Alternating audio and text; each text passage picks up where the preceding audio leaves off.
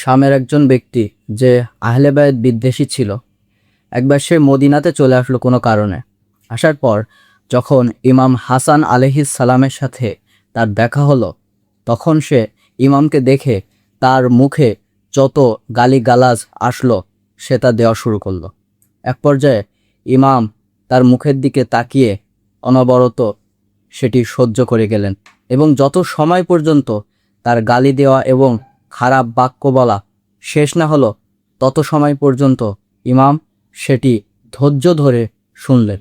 তার গালিগালাজ শেষ হলে ইমাম মিষ্টি হেসে বললেন, মনে হচ্ছে তুমি এই শহরে নতুন এসেছ, তোমাকে দেখে আগন্তুক মনে হচ্ছে।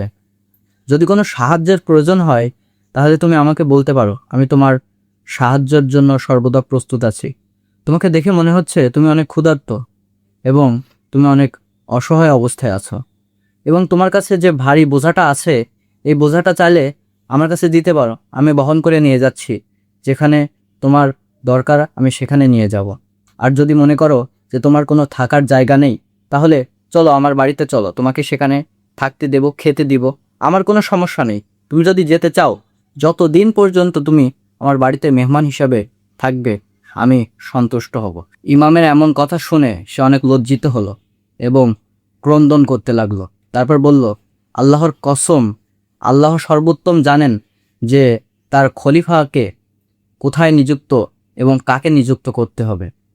তারপর তিনি বললেন যে এতদিন পর্যন্ত আমি আলী ও তার বংশধরের প্রতি সর্বদা লানত করে এসেছি এবং তাদের প্রতি বিদ্বেষ পোষণ করে এসেছি, কিন্তু আজ আপনার ব্যবহার দেখে মনে হচ্ছে যে আমি সারা জীবন যেটি করে এসেছি সেটি আমার সব থেকে বড় ভুল ছিল।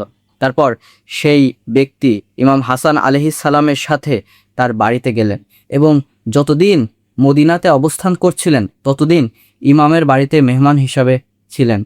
পরবর্তীতে তিনি একজন ইমাম হাসান আলাইহিস সালামের শিয়ায় পরিণত হন এবং আহলে বায়ত প্রেমিক হয়ে যান।